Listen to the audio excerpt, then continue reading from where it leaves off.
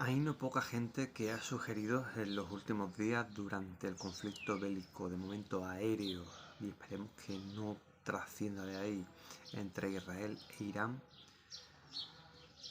gente que ha sugerido que la razón de estos ataques de Israel hacia Irán es un cambio de régimen, es hacer caer al régimen, cambiar al régimen.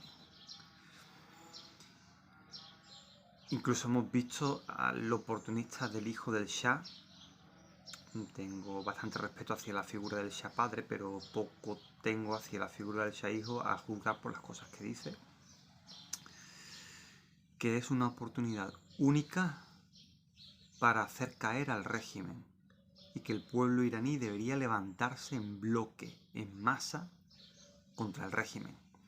Esto en pleno conflicto bélico, en plena guerra, en plenos bombardeos por parte de Israel a Irán. Tú imagínate el pueblo levantándose en la capital entera mientras está siendo bombardeada. ¿Levantarse contra qué exactamente? ¿Contra las bombas que te caen encima? Por parte de un país extranjero. O sea, ¿contra qué te vas a levantar ahí? O sea, hay gente opositora que aprovecha la situación para culpar de lo que está pasando, del conflicto bélico, al régimen iraní. Y hay que entender una cosa, esto es una guerra que no ha sido elegida por Irán, es una guerra impuesta, una guerra iniciada por Israel. O sea, esto debe estar claro. Israel no pretende aquí cambiar al régimen, se la suda el pueblo iraní, como ha demostrado muchas otras veces, con pueblos árabes del entorno. Se la suda el pueblo de los países islámicos. Lo que quiere es un rival fuerte destruido. Lo que quiere es no tener un rival fuerte en la región. Irak con Saddam Hussein era una potencia regional en la zona, emergente, fuerte, y era un rival potencial para Israel. Era alguien que disputaba su hegemonía.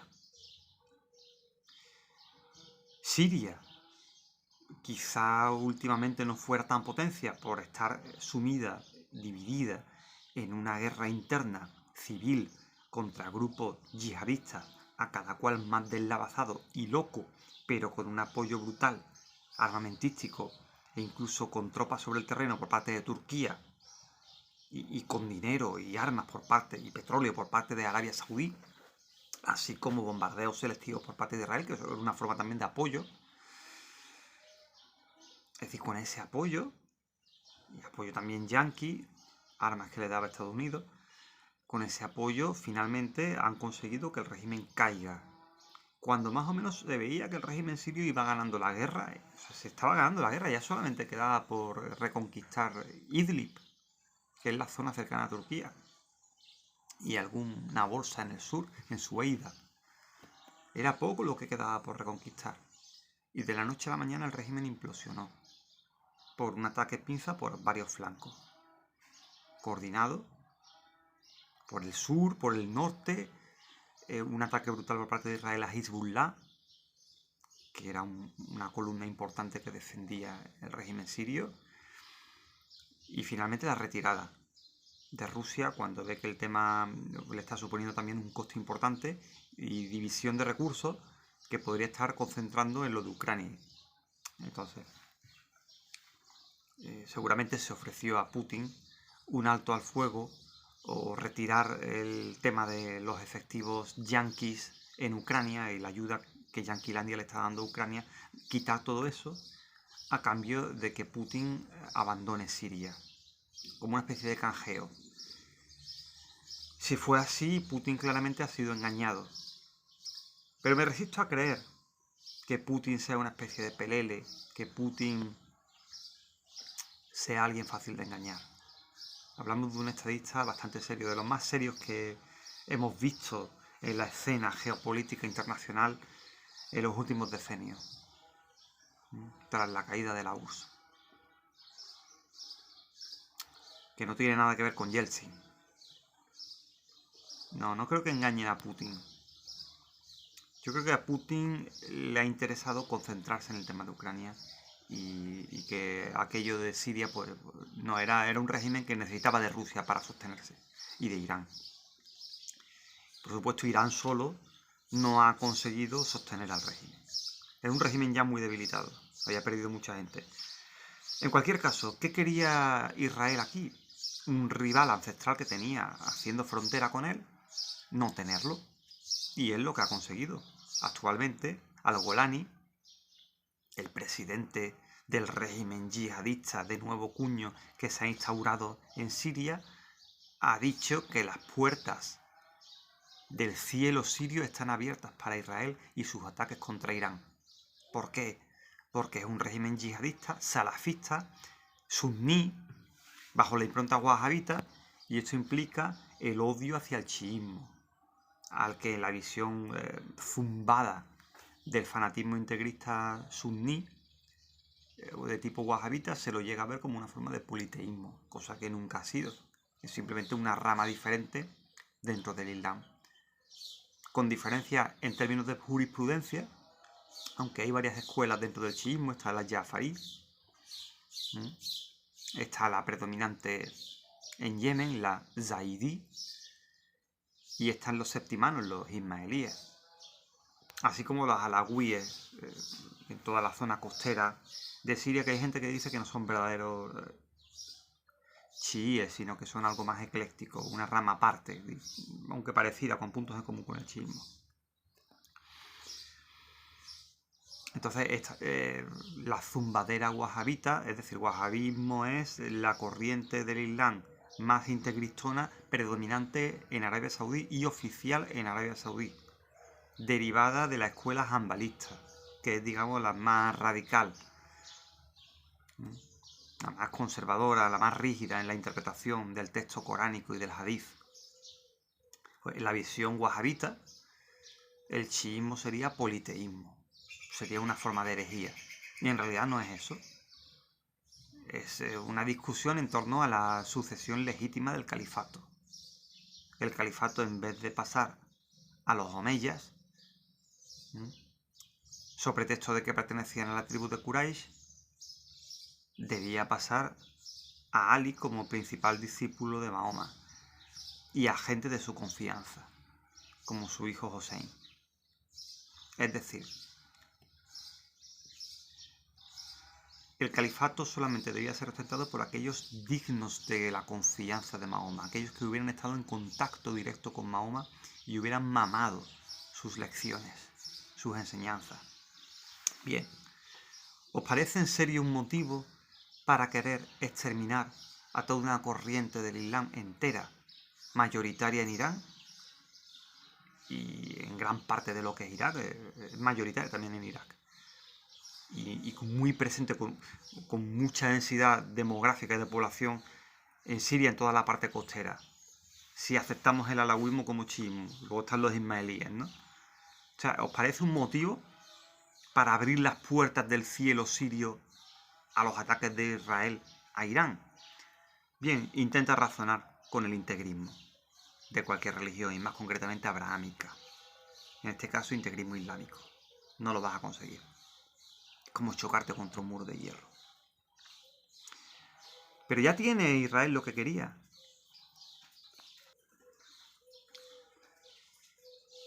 Ya tiene lo que quería. Tiene un estado sirio destruido, copado por un régimen, bueno, que no, ni pincha ni corta y que no le va a toser a Israel.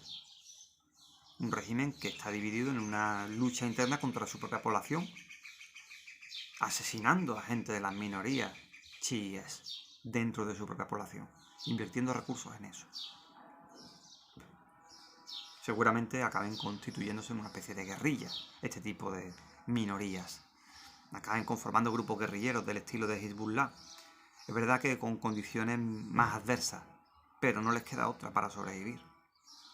O emigrar, o tratar de mantener un perfil bajo. No sé si lo conseguirán, porque tendrán vecinos y los conocerán. O armarse y constituirse en guerrilla. Lo ideal sería que hubieran llegado a consolidar un estado independiente, que era otro de los planes que tenía Bashar al-Assad. Bashar al-Assad tenía el plan de que si caía su régimen y no podían mantener el control de toda Siria, refugiarse en la costa, en la zona de Latakia y Tartus, de mayoría alawí, y constituir allí un estado alawita. Una Lahuistán, al norte del Líbano. Era una especie de pequeño Líbano, un Líbano alawí. No hubiera sido mala opción, porque claro, la alternativa es quedar expuestos y desprotegidos frente a un gobierno loco, integrista, chiitófobo, que abre las puertas de su cielo a Israel para que bombardee a Irán, alegando que tiene un enemigo en común. Y pues eso es lo que quiere Israel. Israel, por más que haya apoyado indirectamente o como sea a ese yihadismo sirio para que alcance el poder, también está en contra también del nuevo régimen sirio, porque lo sigue viendo como una amenaza. Lo que pasa que menor, porque antes de cederle el poder, cuando estaban ya tomando el poder y estaba cayendo el régimen sirio, se emplearon a fondo en destruir lo que quedaba de toda la artillería del ejército, de todas las instalaciones del ejército sirio que pudieron, barcos, tanques, todo fuera. Empezaron a bombardear eso a saco, aviones. O sea, han dejado esquilmadas las fuerzas del ejército sirio, cuyo control han tomado. Aparte de que todos los soldados que eran chiíes y todo eso, pues se han ido a su casa. O sea, los soldados desertaron en bloque. El ejército se fue a su casa. Toma el poder un nuevo ejército. Y se encuentran todo el arsenal de tanques, toda la flota, todos los barcos y los aviones destruidos, así como instalaciones militares, infraestructura, aeropuertos, de todo, destruido, hecho mierda. ¿Para qué? Para que Siria nunca vuelva a resultar una amenaza para Israel. No quieren tener un rival. Y no quieren que si a ese gobierno yihadista de nuevo cuño se le cruzan los cables, se constituya en rival en un futuro. Si ese país se llega a desarrollar, no quieren que suponga una amenaza para Israel. Y para eso lo mejor es dejar un país destruido, asolado, con un gobierno poco serio, subdesarrollista, el cual nunca levante cabeza, nunca se desarrolle. Y eso es lo que han conseguido también en Irak, vía invasión yanqui, con ayuda británica y tristemente española, aunque menos. Conozco a alguien que estuvo en Diwanilla y me contó que aquello era un infierno, que se drogaban para poder aguantar allí. Estaba todo destruido. Y esa persona volvió de allí siendo antiguerra y siendo antiguerra de Irak. Y anti-yanqui y todo eso. Bien, eso es lo que quieren para Irán. Irán es un rival fuerte, fortísimo en la zona, que cuestiona, que se opone a la hegemonía israelí, que le tose. Y no quieren esto. Quieren que pase a ser un rival fuerte destruido. Y eso pasa por empezar destruyendo sus instalaciones nucleares, todas las instalaciones o infraestructuras militares que puedan, descabezando su alto mando, matando científicos. Vamos a leer algo que ha dicho el embajador israelí afincado en Estados Unidos.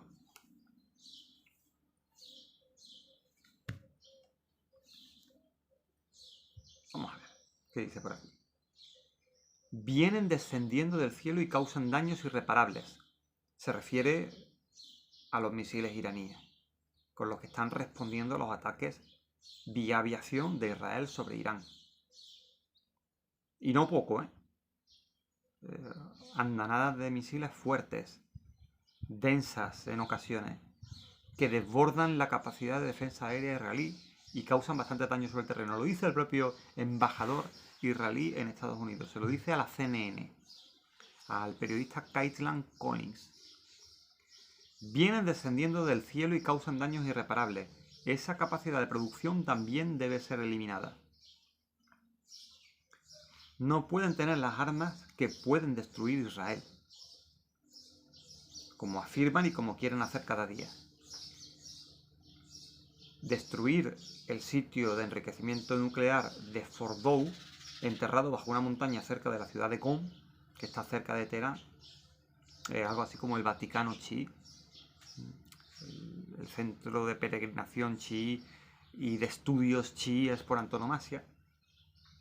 Destruir ese sitio de enriquecimiento nuclear enterrado bajo una montaña cerca de Gon podría requerir múltiples ataques, podría requerir otra cosa o podría requerir una de nuestras sorpresas. No sé si se refiere a un ataque sorpresa yanqui o a qué. Si tenemos que perseguir esto y llevarlo adelante solos, sabremos qué hacer. No vamos a permitir que Irán tenga un arma nuclear. Bien, es decir, está reconociendo que los contraataques misilísticos iraníes le están suponiendo a Israel un gran quebradero de cabeza, un problema y bastantes pérdidas. Su objetivo es arrancar, es extirpar de cuajo la capacidad de Irán de volver a lanzar misiles.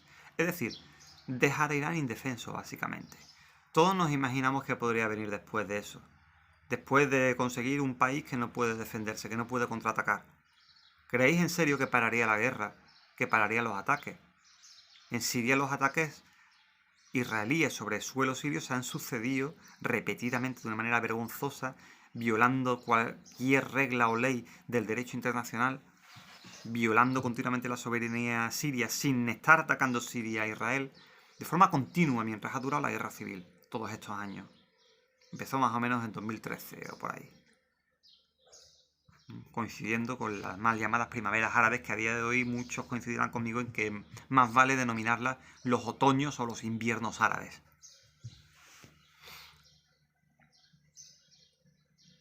Quieren un Irán indefenso, un Irán desprotegido, y seguramente no sería el último ataque israelí sobre él después de conseguir esto. Porque no olvidemos que Irán es un país rico en petróleo. Antiguamente, en la época zoroastra, cuando la religión mayoritaria de Irán era el zoroastrismo, mucho antes del Islam, se decía que en zonas como Azerbaiyán podías clavar un palo en el suelo, encender un fuego en ese palo y el fuego se mantenía, porque el suelo era rico en gas. Os dais cuenta, ¿no? Es un país riquísimo en hidrocarburos y rico en petróleo. Todo el suelo de Irán, gran parte de él, está repleto de petróleo. Y va a durar. Y seguramente se acabe el petróleo yanqui y seguirá quedando petróleo iraní. China le compra a Irán el 50% del petróleo que Irán produce. Es la principal fuente de suministro de petróleo para el gigante oriental. China se nutre de petróleo gracias a Irán. ¿Creéis en serio que China va a dejar caer Irán? Se ha especulado con que Irán está solo. Me han llegado informaciones de que China estaría ya dando armas avanzadas a Irán. Probablemente ya haya dado baterías antimisiles. Y eso haya sido un factor que haya reducido la intensidad y efectividad de los ataques israelíes sobre suelo iraní. También notamos una reducción de los contraataques iraníes en los últimos días. No sabemos si habrá una nueva oleada de la famosa promesa verdadera. Se dice que sí, que la 13ª oleada de promesa verdadera está en camino. Se está gestando, está en curso, etc. En cualquier caso, creo que Irán está haciendo algo muy bien y es dosificar la respuesta. No ha empezado atacando con todo. Con el tiempo ha ido a más. Ha empezado a utilizar misiles más avanzados recientemente, en los últimos días, después de ataques iniciales sin ellos. Por cierto, es interesante ver cómo impactan los misiles iraníes sobre el suelo israelí, porque hacen requiebros. Cuando están cayendo, esquivan. Y, ¿sabes? Hacen así, un requiebro, tal. Esquivan y impactan. Para distraer, para burlar esa defensa antiaérea y hacer blanco. Entonces esto es un problema para Israel porque le impide salirse con la suya como ha hecho siempre. Le impide hacer lo que hizo en Siria. Y ese es el camino. Si creemos en la justicia, si defendemos un mundo justo, debemos ir a tope con Irán. No podemos permitir que un crimen, como es violar de esta manera la soberanía de un país, atacarlo a saco sin venir a cuento, destruyendo sus infraestructuras, matando civiles, matando gente en barrio, matando bloques de pisos, destruyendo bloques de pisos con gente civil dentro, con niños. Ha provocado Israel en su ataque, se dice, 450 muertos, la mayoría civiles. Israel solo 25. O eso se dice al menos. Habría que contrastarlo y ajustar un poco esa cifra, pero ¿veis la relación? ¿Veis el desequilibrio? Es una barbaridad el ataque repentino, sin venir a cuento, de Israel sobre Irán. Y no se puede tolerar desde el punto de vista de la legitimidad moral internacional. No se puede, no es admisible. Es un crimen de lesa humanidad. Y eso lo ha iniciado Israel. Y ese es el talante de Israel. No es un Estado creado para coexistir, no es un Estado creado para convivir con su entorno. Es un Estado extraño a la región, de colonos europeos que han usurpado un territorio árabe que no les pertenecía, que no era suyo, sin derecho ninguno, sobre pretexto de que les dieron pal pelo en la Alemania nazi. Fue una tragedia, el Holocausto fue terrible, pero nadie tiene culpa de ello, y desde luego no tienen culpa de ello los árabes que habitan en Palestina, ni los iraníes, ni la patria persa. No tienen culpa, no tienen por qué recibir bombardeos porque los abuelos o bisabuelos de muchos que están ahora en Israel fueran gaseados, fueran perseguidos y tuvieran que escapar. No hay relación entre una cosa y la otra. Que te mate o quiera matar Hitler no justifica que tú mates a niños palestinos e iraníes. Y que tú ataques sin venir a cuento un país que no te está haciendo nada. Que es pacífico. No te está haciendo nada, no te está atacando. Entonces tiene que estar claro para el mundo que aquí hay un agresor y alguien que se defiende. Esto no es una batalla entre dos iguales, que dos no se pelean si uno no quiere. No, aquí hay uno que agrede, que ataca, que destruye, que mata, y otro que se defiende. Que defiende su legitimidad, que defiende su soberanía, que defiende su independencia, que defiende que no le ataquen impunemente. Defiende la no impunidad. Defiende que un ataque de estas características injustificado, sin venir a cuento, debe tener consecuencias. Y que si siguen atacando habrá destrucción sobre suelo israelí también. Porque es el único lenguaje que un régimen de estas características como el sionista, como el israelí, entiende. Esa gente no entiende otra cosa, no entiende otro lenguaje.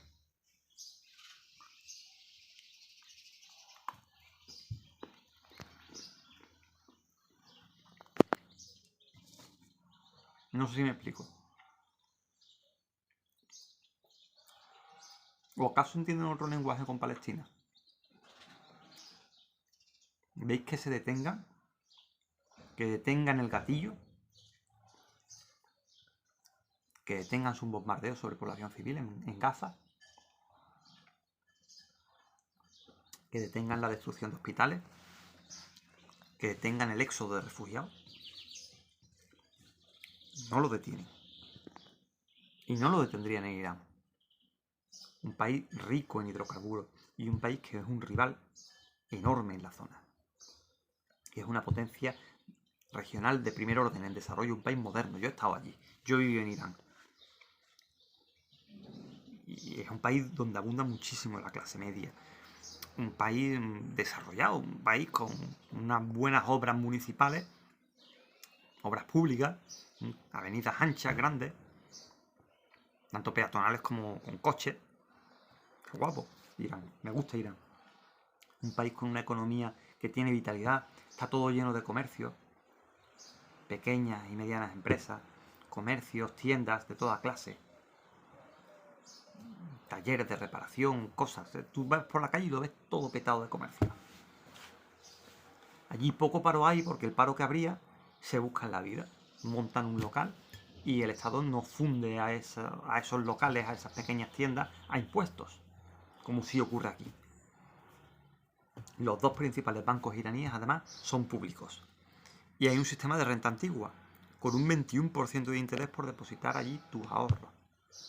Tú pones allí un dinero y te van dando un dinero al mes. Menor, evidentemente, pero un dinero. Aquí eso ya no ocurre.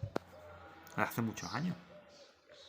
Eso pasó a mejor vida. Y eso es una manera que tiene la gente también de ganarse la vida. Y de montar algo.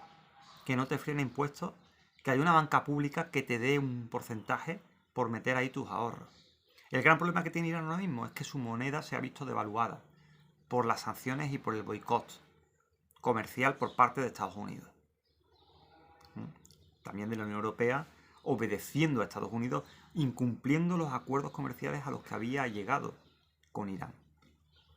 Por las amenazas de Estados Unidos de que toda empresa europea o del tipo que sea, estadounidense también, que comercie con Irán y que se salte el bloqueo, pues no podrá comerciar sobre suelo estadounidense. Y este es el talante. Se dice que Rusia ha abandonado Irán. Bien, en estos momentos hay 200 obreros rusos construyendo a marcha forzada 2 nuevas instalaciones nucleares bajo tierra en Irán para ayudarle a acelerar su programa nuclear. Es fundamental para Irán conseguir la bomba atómica, porque eso pararía de cuajo cualquier posible agresión y la disuadiría en un futuro. Israel no se va a arriesgar a una escalada nuclear, no va a lanzar una bomba nuclear, salvo que estén destruyendo Israel y se enfrente a la desaparición como Estado, cosa que no ocurre, pese a los bombardeos israelíes, porque eso lo haría ver a Israel como el malo de la película, como un Estado genocida, perdería cualquier clase de apoyo internacional, incluso de sus aliados, le daría la espalda, recibiría un boicot comercial brutal y sería un país bloqueado. Un país tipo Corea del Norte. Un país condenado al ostracismo, y sería cuestión de tiempo frente a eso que acabará desapareciendo, porque lo que vendría después es una alianza de países árabes e islámicos junto con Irán, que no es árabe, es persa, en contra de Israel. Seguramente intentando conquistarlo. Todo el rollo. Turquía puede que se uniera también. Claro, porque se verían amenazados. Aparte que eso aceleraría la carrera por tener la bomba nuclear también por parte de Arabia Saudí y de Turquía y de todos estos países.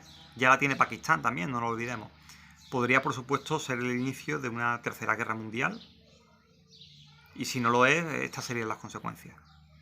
En cualquier caso, desestabilizaría por completo la región. Es de las pocas líneas rojas que no le permite a Estados Unidos atravesar a Israel. Muy poca, le permite todo, le tose, le baila el agua, le ríe la gracia, le permite todo, lo consiente, lo mima, le da toda clase de armas, pero eso no se lo permite. Lanzar una bomba nuclear, Israel es de las pocas líneas rojas que Estados Unidos le tiene prohibidísimo y que no le permitiría.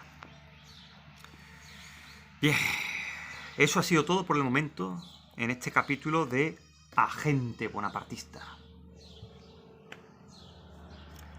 Yo soy Rod Mérida, más conocido como Agente Bonapartista, como ya he dicho. Dad a me gusta, compartid el vídeo y suscribíos al canal. Hay que ir a tope con Irán, a saco paco. La verdad solo tiene un camino.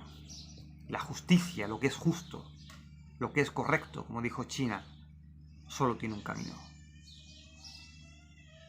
Sin otro particular, un saludo.